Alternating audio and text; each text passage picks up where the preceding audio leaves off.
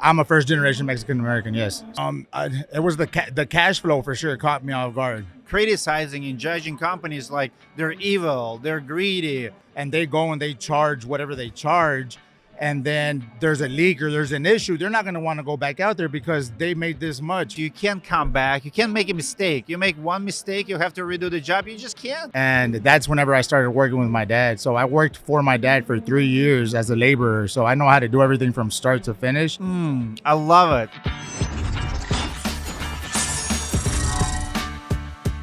All right, Erick. First podcast of 2025 IRE. Brother, what's your story? What brought you here? What brought you to the industry? Start from the beginning. So from the beginning, so my dad, thank you for having me, first of all. Awesome. My dad he still is a subcontractor. So growing up, I was always around the roof. First generation immigrant? I'm a first generation Mexican American, yes. Okay. So my dad's from Mexico. I was man. the first one born here. So my dad was a subcontractor. That's all he's done ever since I was little. My dad didn't want me to go into the roofing industry. He wanted me to pursue the American dream, go to school, get a job in the AC, do all that good stuff. I didn't like school. We had a big hailstorm in 2016 in Wiley, Texas, and that's whenever I started working with my dad. So I worked for my dad for 3 years as a laborer. So I know how to do everything from start to finish on a roof. It wasn't until a contractor, one of the sales reps that the company that my dad was working for, dropped a contract in the yard that I was working in, and I saw the ticket on it, right? $18,000. So then I go and I tell my dad, how much is this material? And he was like, oh, it's like about $6,000. And I'm like, and how much are you going to get paid? And they're like, oh, like $4,000. I'm like, Dad, he's making $8,000 and he's not even here. Not knowing that the business side of it was actually a lot more difficult and stressful, right? And so that's whenever the light bulb went off in my head that I was on the wrong side of the industry. Because my thing was I wanted to be a subcontractor like my dad. I wanted to have the trailers, the trucks. I wanted to do all that and go work for the big companies. But whenever I saw that contract and I saw how much money was on the other side, a light bulb went off in my head, and that's when I started E&D Premier Roofing. So what did your dad tell you why he didn't want you to be in this business? I think my dad didn't know any better, as far as my dad didn't want me to work as hard as he was working. On the labor side. On the labor side, and he didn't know how to teach me how to do the business side. And so my dad was great. He was able to teach me a lot of things, but he wasn't able to teach me how to run and operate a company, right? But was he still making good living, good money? Can you, growing in a roofer's family, like subcontractor's family, how was life? What's the lifestyle? Oh, yeah. I mean, I got everything that I needed. And so it's not bad. No, it wasn't bad.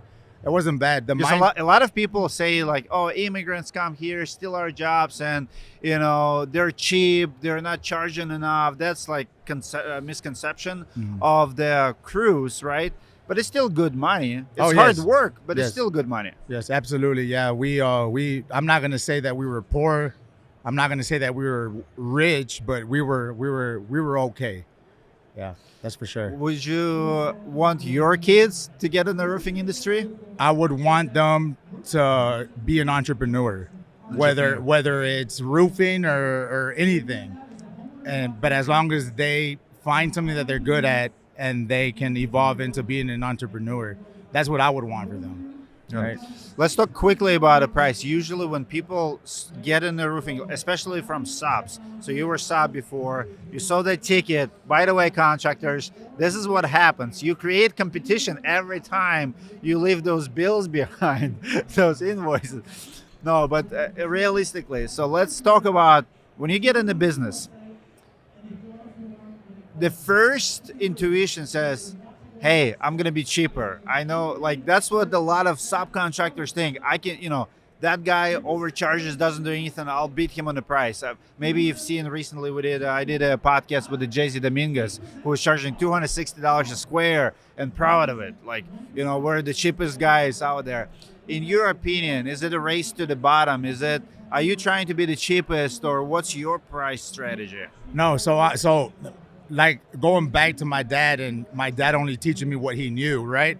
Whenever my dad would get a job on the side just for him, that he sold the job, he would only sell it for like $40 extra a square on top of his labor price. back in the day when I first started, it was like $185, $200 a square. I went to go work for another roofing company, and whenever I saw what they were charging, and then I knew what my dad was charging, I would question my employers, like, why are we charging so much? Because I didn't know any better. It wasn't until I went to that roofing company that I understood why we had to charge what we charge. I love it. I love that you said, because there's so many judgments. There's so many people out there, the crews criticizing and judging companies like they're evil, they're greedy.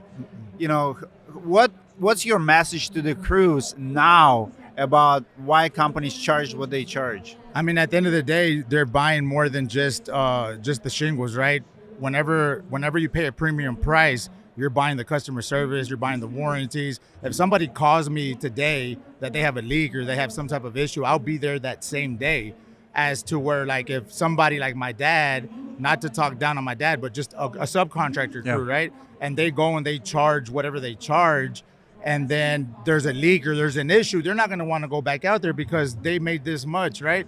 And so that's the difference, is that, I mean, it's just you're getting more than charge just enough to provide, to afford comebacks. And it's so true, because if you're not charging enough, you can't afford essentially warranties. You can't come back. You can't make a mistake. You make one mistake, you have to redo the job. You just can't. Yes. You possibly cannot redo the job. No, yep. Absolutely. What was the hardest first year in business for you?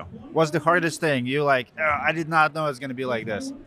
It was the cash flow for sure caught me off guard, right? The cash flow coming in. We grew in 2023. I did about 3.4 in sales, and then last year I did a little bit over 10 million in sales. So that growth right there, like, I wasn't ready for that. The cash flow was literally like this, and so I went through a lot when I first started the company. I stopped drinking in 2022, and that's why I'm still here, because if not, I would have spent the money on drugs and alcohol, right? And so it's the cash flow issue. That's what a lot of people, I always tell people, you can be $1 million producer, but it's totally different being $1 million producer and being a business owner. It's two totally different things, right? If you're good at selling it's totally different than you going and running and operating a roofing company. Two different things. And that's what some of these sales reps don't understand. They sell $1 million, they sell $2 million, and then they think they can go and start their own roofing company, which I'm all for it, right? Make a better living for yourself. But then once they start seeing the type of problems that we deal with on a day-to-day basis, that's when they get an awakening. Love it. Last question. I see you have a solar in your logo. Do you do a lot of solar? What's your take on solar? Is it here to stay, or is it going down, going away? There's a lot of so I've had a lot of mixed emotions about solar. Unfortunately, on the solar side, I'm not the actual owner of the solar side. I'm just a dealer. So I'm the sales organization for another company, right? I just have a lot of mixed emotions, just because in the industry there's a lot of people that did a lot of shady things, and a lot of homeowners. I mean, I offer it.